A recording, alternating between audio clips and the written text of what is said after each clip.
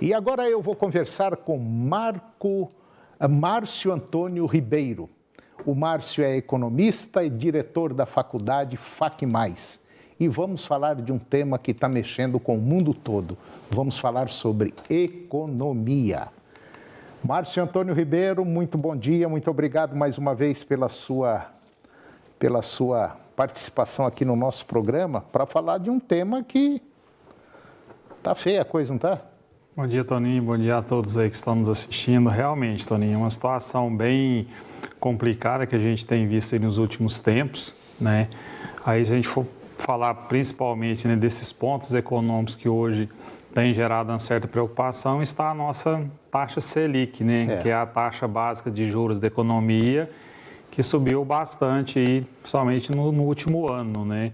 Mas desde o início da pandemia ela começou a dar sinais e hoje já está aí acima dos 11, né, 11,75, quase já aí chegando aos 12%. E isso gera uma pressão grande.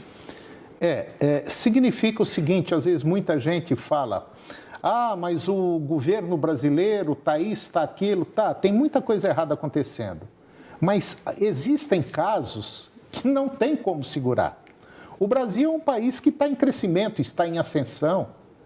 É um país que não tem base financeira, não tem lastro, né, Márcio? Não tem caixa para poder segurar todas essas intempéries que estão acontecendo no planeta. E isso não é privilégio nosso só, não. A coisa está feia em outros países também que eram ou que são ainda considerados, vamos dizer, países ricos. Os Estados Unidos, por exemplo, né, Márcio? Isso, Toninho. E hoje a gente vê a inflação a nível global subindo, a pressão muito alta, né? E se a gente for olhar, uma das razões, né, que tem feito com que o governo aumente a taxa Selic é atrair, né, alguns investimentos de fora do país, né, os chamados investimentos de curto prazo, que é dinheiro que pessoas põem aqui em títulos públicos, né, para tentar recompor, inclusive, as reservas internacionais, que se a gente olha aí no período pós-pandemia, né, ou mesmo do início da pandemia, as reservas internacionais caíram em relação ao período anterior. Né? Então, o governo começa a ter dificuldades aí para cumprir seus compromissos internacionais. Então, essa elevação da taxa Selic, além de, né, tornar mais cara a tomada de empréstimos no mercado interno, o que, em tese, tende a reduzir a inflação, o povo com menos dinheiro na mão, ele compra menos, né? Então, acaba controlando a inflação. E ele consegue também, com essa alta, fazer com que investidores estrangeiros que talvez colocariam dinheiro nos Estados Unidos, coloquem esse recurso aqui, fazendo com que ele aumente ou pelo menos consiga aí manter, né, as reservas internacionais. Elas hoje só não estão piores porque nesse período de pandemia quase ninguém viajou para fora do país, não levou dólares para gastar lá fora, né? Mas há uma tendência agora com a abertura de alguns países, como a gente já viu ocorrer, que começa a ter, né, novas viagens internacionais e esse dinheiro começa a sair. Então, a Selic ajuda nisso também. Reserva internacional é a quantidade de dinheiro que cada país tem dentro da gaveta dele e esse dinheiro é uma moeda chamada dólar, que é a que basicamente comanda tudo, né, Márcio? Toda a economia. Sim, Toninho. O dólar, né, nos últimos meses aí, ele caiu o preço, né? Tinha chegado aí nos últimos tempos aí muito próximo a R$6 e desceu aí a níveis abaixo de R$5 na história recente, né?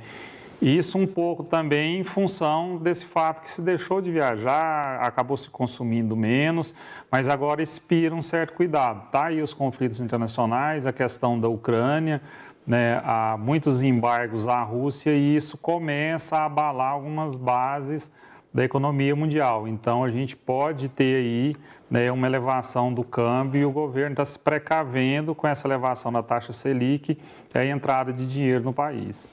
A coisa é muito simples para você tentar entender.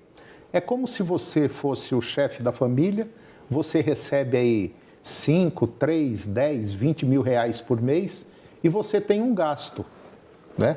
Você tem um gasto. Chega em determinado ponto que às vezes surge um problema sério aí na sua vida, na vida da família, que você tem que gastar, às vezes, aquela reserva que você tem, que seria a nossa reserva internacional, aquela gaveta cheia de dinheiro. E quando isso começa a acontecer, você gastar mais, automaticamente você vai ter que apertar o cinto dentro de casa alguém vai sentir esse drama.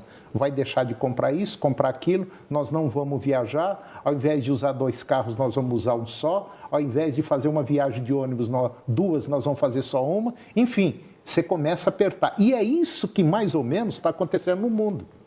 E não diferente aqui no Brasil. E graças a Deus, vamos dizer assim, nós temos um setor chamado agropecuário, né, Márcio? Sim, Toninho, o agronegócio disparadamente, né, de forma inequívoca, ele segurou a economia, já vinha segurando há alguns anos, mas no período de pandemia, principalmente, nos últimos 2 anos, né, foi ele quem segurou. Não há como ser diferente, né? Essa pujança do agronegócio é patente e a gente vê isso com os números que, né, fechou a última Tecnoshow da Comigo, né? Foram números milionários, então mostra que o agro está a todo vapor. Não, e inclusive a AgriShow também lá de Ribeirão Preto foi uma loucura, a quantidade de dinheiro que foi movimentado ali. E outra coisa, a gente começa a ver leilões de animais, de gado também, é outra coisa que está indo de vento em popa. Agora, eu gostaria até de fazer um adendo aqui, falar para você que está nos acompanhando que o agro não é mais aquela coisa de roceiro, de caipirão, não. O agro hoje é altíssima tecnologia, é coisa que mexe com trilhões, vamos dizer, de reais, basicamente aqui no país, e quem está comandando tudo isso é o agro. Ô Márcio, vamos torcer para que essa guerra acabe logo, porque se esse negócio se prolongar, pode ter certeza absoluta que vai piorar a situação, não vai? Sim, Toninho, a gente sabe que mesmo em tempos de paz, a gente já tem muitos desafios no nosso dia a dia. Agora, então, com confusão? Com uma guerra, acaba se complicando muito mais.